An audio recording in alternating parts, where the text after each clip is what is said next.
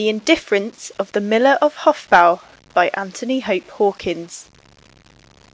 There is a swift little river running by the village of Hofbau, and on the river is a mill, kept in the days of King Rudolph III by a sturdy fellow who lived there all alone.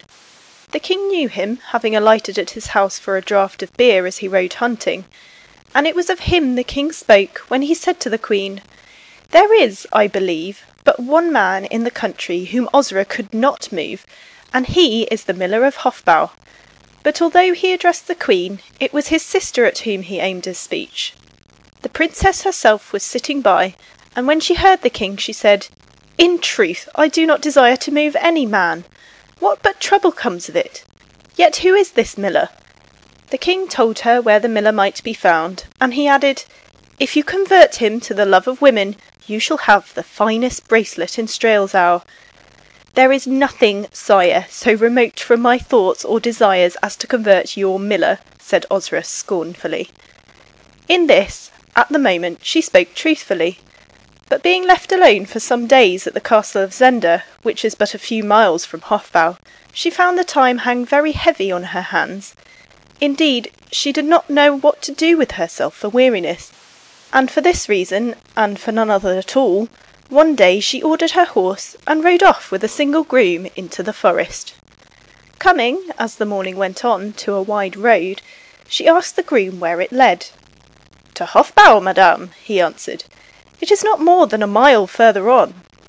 Osra waited a few moments, then she said, "I will ride on and see the village, for I have been told that it is pretty.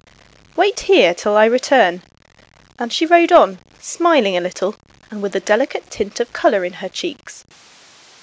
Before long she saw the river, and the mill on the river, and, coming to the mill, she saw the miller sitting before his door, smoking a long pipe.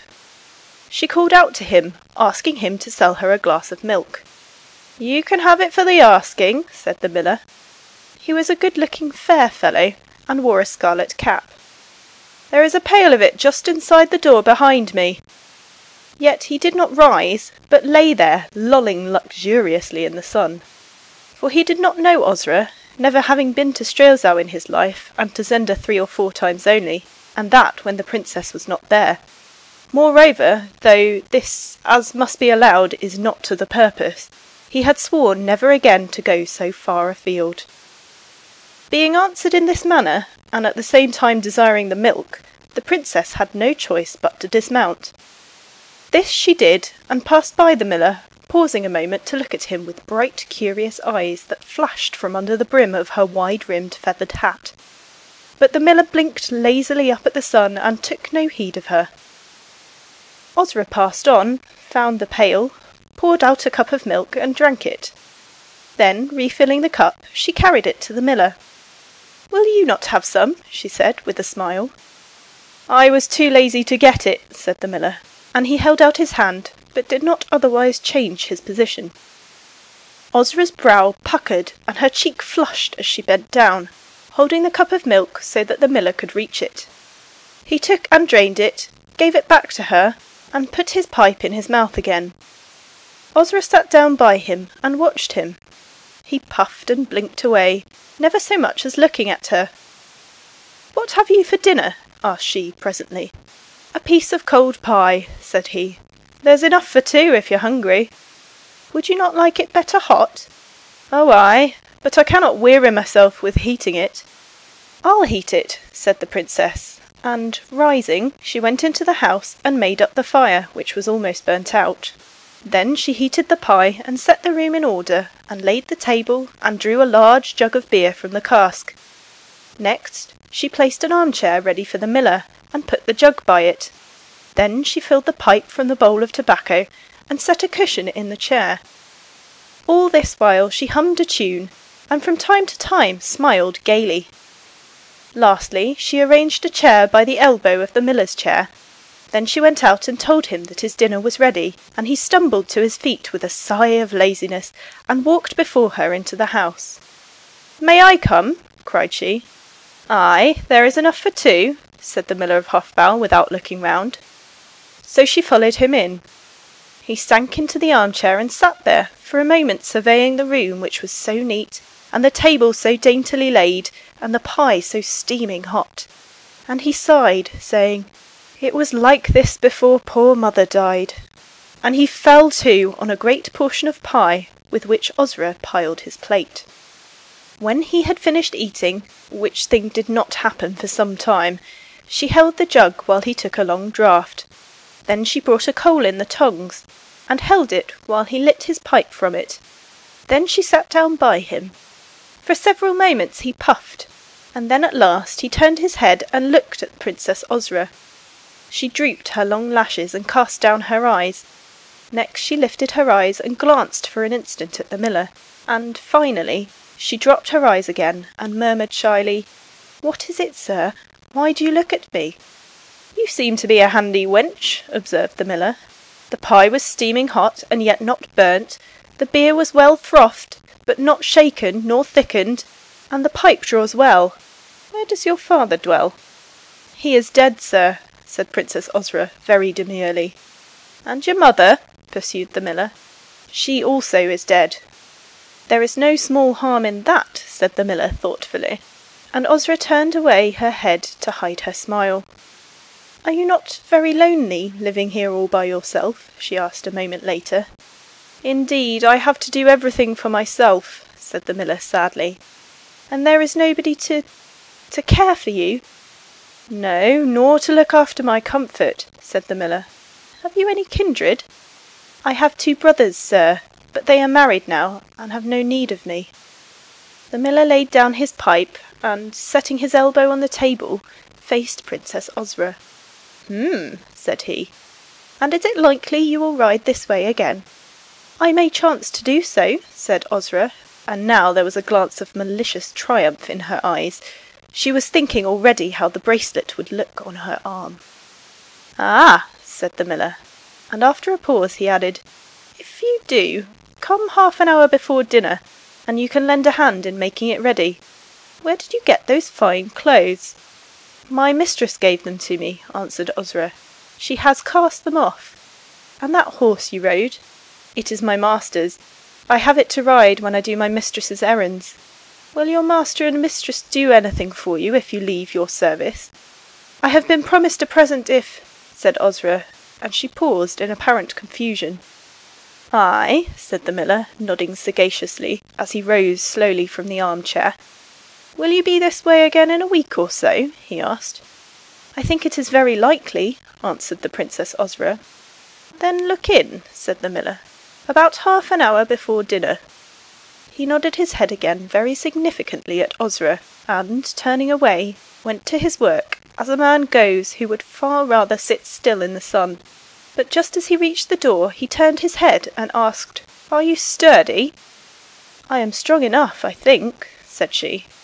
"A sack of flour is a heavy thing for a man to lift by himself," remarked the miller, and with that he passed through the door and left her alone.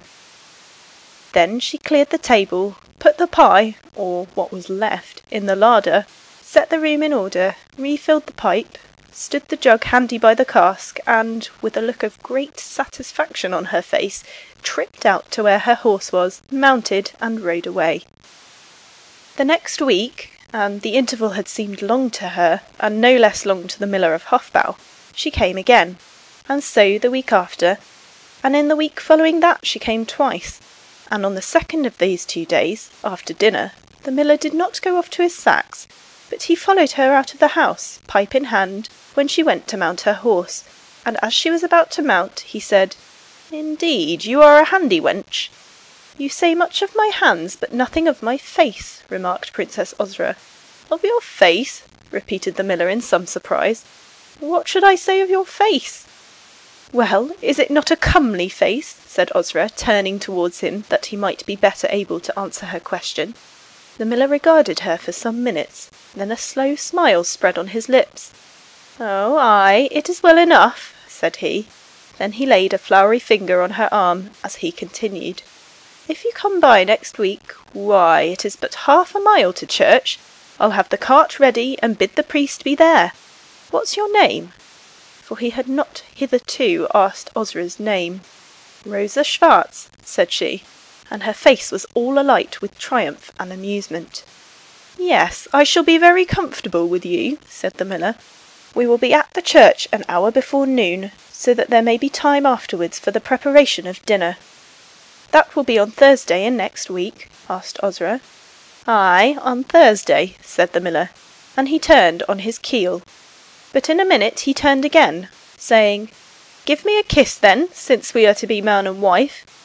And he came slowly towards her, holding his arms open. "Nay, the kiss will wait till Thursday. Maybe there will be less flour on your face then." And with a laugh she dived under his outstretched arms and made her escape. The day being warm, the miller did not put himself out by pursuing her, but stood where he was with a broad, comfortable smile on his lips, and so he watched her ride away. Now, as she rode, the princess was much occupied in thinking of the miller of Hofbau. Elated and triumphant as she was at having won from him a promise of marriage, she was yet somewhat vexed that he had not shown a more passionate affection, and this thought clouded her brow for full half an hour. But then her face cleared. "Still waters run deep," she said to herself. "He is not like these court gallants, who have learnt to make love as soon as they learn to walk, and cannot talk to a woman without bowing and grimacing and sighing at every word. The miller has a deep nature, and surely I have won his heart, or he would not take me for his wife. Poor miller! I pray that he may not grieve very bitterly when I make the truth known to him." And then, at the thought of the grief of the miller, her face was again clouded. But it again cleared when she considered of the great triumph that she had won, and how she would enjoy a victory over the king, and would have the finest bracelet in all Strelzau as a gift from him. Thus she arrived at the castle in the height of merriment and exultation. It chanced that the king came to Zenda that night to spend a week hunting the boar in the forest, and when Osra, all blushing and laughing, told him of her success with the miller of Hofbau, he was greatly amused, and swore that no such girl ever lived, and applauded her, renewing his promise of the bracelet. And he declared that he would himself ride with her to Hofbau on the wedding day, and see how the poor miller bore his disappointment. "Indeed, I do not see how you are going to excuse yourself to him," he laughed. "A purse of 500 crowns must do that office for me," said she. "What, will crowns patch a broken heart? His broken heart must heal itself, as men's broken hearts do, brother." "In truth, sister, I have known them cure themselves." "Let us hope it may be so with the miller of Hofbau. At the worst I have revenged the wrongs of women on him. It is unendurable that any man should scorn us, be he king or miller." "It is indeed very proper that he should suffer great pangs," said the king, "in spite of his plaster of crowns. I shall love to see the stolid fellow sighing and moaning like a lovesick courtier." So they agreed to ride together to the miller's at Hofbau on the day appointed for the wedding, and both of them waited with impatience for it. But with the bad luck that pursues mortals, even though they be princes, in this poor world, it happened that early in the morning of the Thursday a great officer came riding post-haste from Strelzau to take the king's commands on high matters of state, and, although Rudolf was sorely put out of temper by this untoward interruption, yet he had no alternative but to transact the business before he rode to the miller's at Hofbau.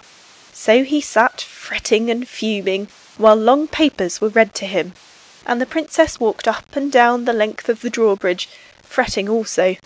For before the king could escape from his affairs, the hour of the wedding was already come, and doubtless the miller of Hofbau was waiting with the priest in the church. Indeed, it was 1 o'clock or more before Osra and the king set out from Zenda, and they had then a ride of an hour and a half, and all this when Osra should have been at the miller's at 11 o'clock. "Poor man, he will be half mad with waiting and with anxiety for me," cried Osra. "I must give him another 100 crowns on account of it." And she added, after a pause, "I pray he may not take it too much to heart, Rudolf. We must try to prevent him from doing himself any mischief in his despair," smiled the king. "Indeed, it is a serious matter," pouted the princess, who thought the king's smile out of place. "It was not so when you began it," said her brother, and Osra was silent. Then about 2:30 they came in sight of the mill. Now the king dismounted, while they were still several hundred yards away, and tied his horse to a tree in a clump by the wayside, and when they came near to the mill, he made a circuit and approached from the side, and, creeping along to the house, hid himself behind a large water-butt, which stood just under the window. From that point he could hear what passed inside the house, and could see if he stood erect. But Osra rode up to the front of the mill, as she had been accustomed, and, getting down from her horse, walked up to the door.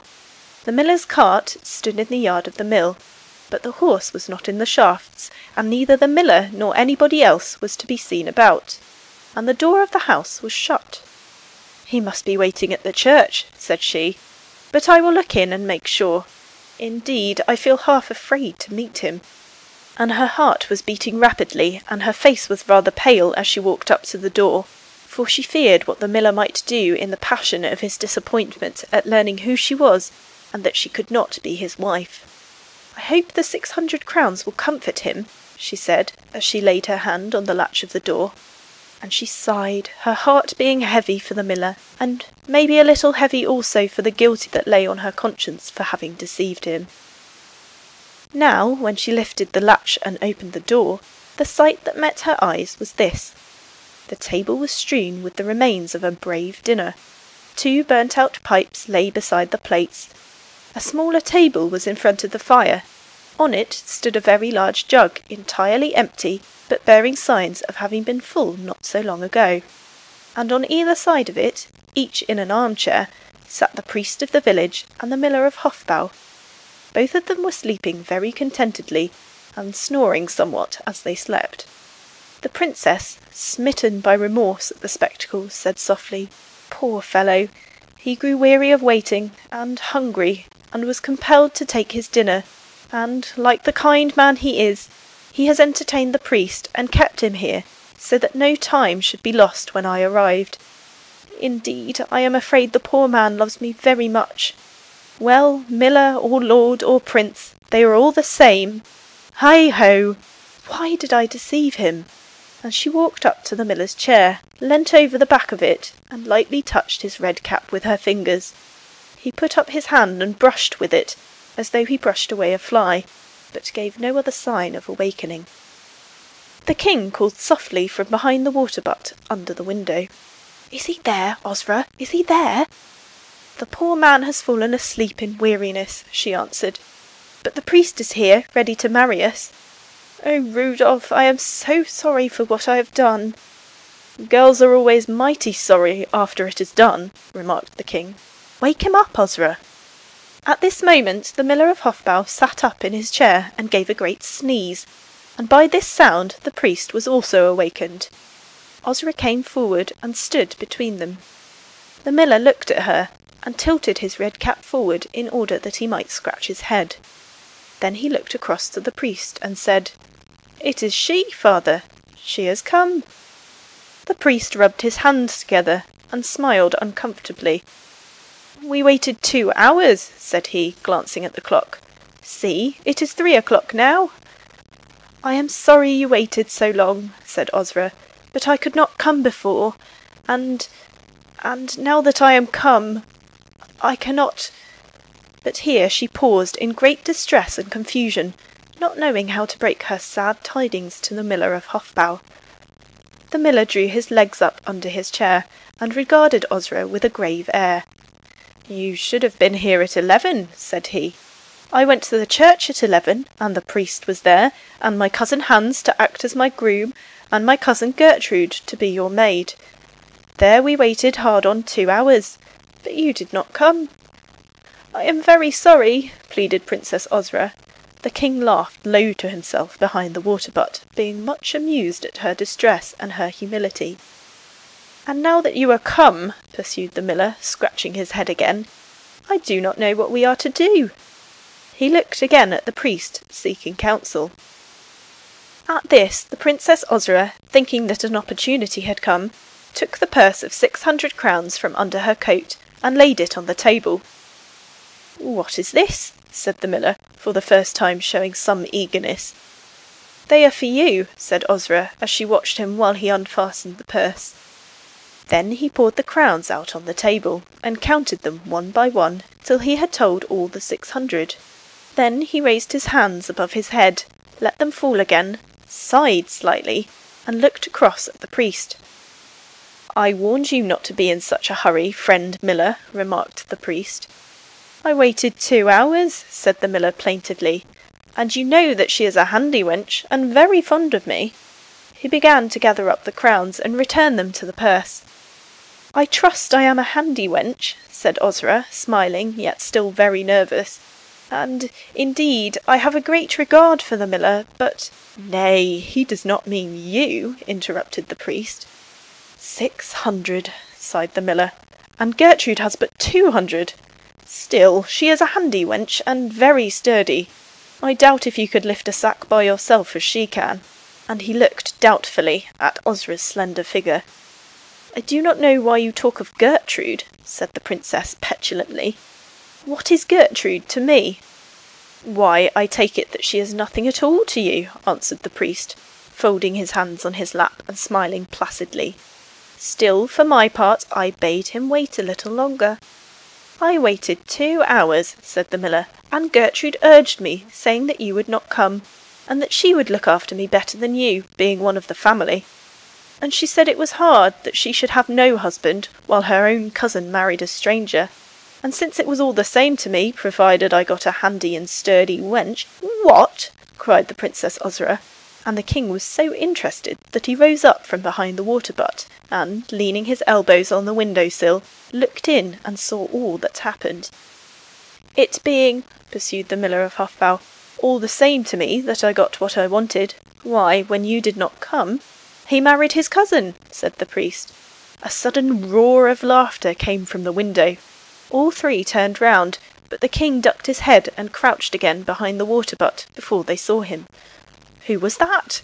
cried the priest. "A lad that came to hold my horse," answered Osra hastily, and then she turned fiercely on the miller. "And that," she said, "was all you wanted? I thought you loved me." "Aye, I liked you very well," said the miller. "You are a handy—" A stamp of her foot drowned the rest. "But you should have come in time," he went on. "And this Gertrude, is she pretty?" demanded Osra. "Gertrude is well enough," said the miller, "but she only has 200 crowns." And he put the purse, now full again, on the table with a resigned sigh. "And you shall have no more," cried Osra, snatching up her purse in great rage. "And you and Gertrude may—" "What of Gertrude?" came at this moment from the door of the room where the sacks were. The princess turned round swift as the wind, and she saw in the doorway a short and very broad girl, with a very wide face and straggling hair. The girl's nose was very flat, and her eyes were small, but her great mouth smiled good-humouredly, and, as the princess looked, she let slip to the ground a sack of flour that she had been carrying on her sturdy back. "Aye, Gertrude is well enough," said the miller, looking at her contentedly. "She is very strong and willing." Then, while Gertrude stood wondering and staring with wide eyes in the doorway, the princess swept up to the miller and leant over him and cried, "Look at my face! Look at my face! What manner of face is it?"